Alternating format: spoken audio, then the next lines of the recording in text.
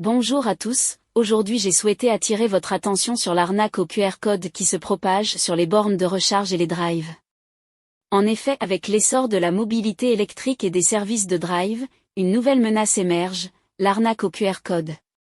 Des individus mal intentionnés collent de faux QR codes sur les bornes de recharge des véhicules électriques et les bornes d'appel au drive des grandes surfaces. Cette arnaque, en pleine expansion, peut avoir des conséquences financières graves pour les utilisateurs. Nous allons étudier en 3 points cette pratique frauduleuse et nous fournirons des conseils pour se protéger. Premier point, le modus operandi des arnaqueurs. Les escrocs utilisent des autocollants contenant de faux QR codes qu'ils placent stratégiquement sur les bornes de recharge des véhicules électriques et les bornes d'appel au drive. Ces QR codes semblent légitimes à première vue, mais une fois scannés, ils redirigent les utilisateurs vers des sites frauduleux. Certains QR codes renvoient vers des imitations de pages de paiement pour la recharge des véhicules électriques. Les utilisateurs, pensant effectuer une transaction légitime, saisissent leurs informations de paiement.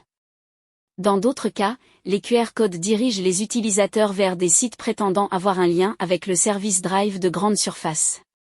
Sur ces sites frauduleux, les escrocs demandent les données spécifiques de la carte bleue, exposant ainsi les utilisateurs au risque de fraude bancaire et de transactions non désirées en réalité.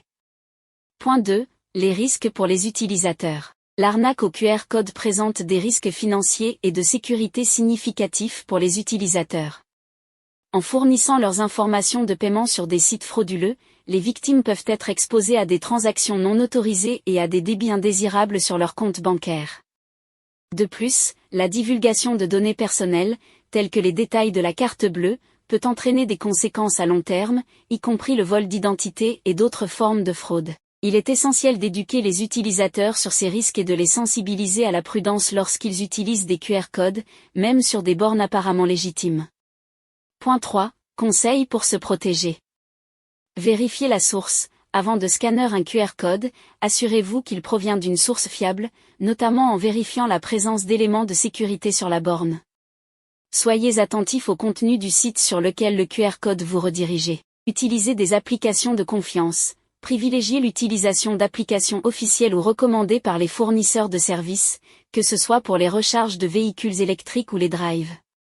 Surveillance des comptes bancaires. Effectuez régulièrement des vérifications de vos relevés bancaires pour détecter toute activité suspecte. Sensibilisation. Partagez ces informations avec votre entourage pour renforcer la sensibilisation à cette menace et prévenir d'autres utilisateurs. L'arnaque au QR code représente une menace croissante dans le domaine de la mobilité électrique et du commerce drive. En restant informés et en adoptant des pratiques de sécurité simples, les utilisateurs peuvent se protéger contre ces escroqueries. La vigilance collective et l'éducation sont essentielles pour contrecarrer ces pratiques frauduleuses et assurer une utilisation sûre et sécurisée des services modernes. Et avez-vous déjà constaté cette arnaque au QR code? N'hésitez pas à le dire dans les commentaires. Si vous avez aimé cette vidéo, je vous propose de cliquer sur j'aime, de vous abonner à notre chaîne et de consulter notre site internet.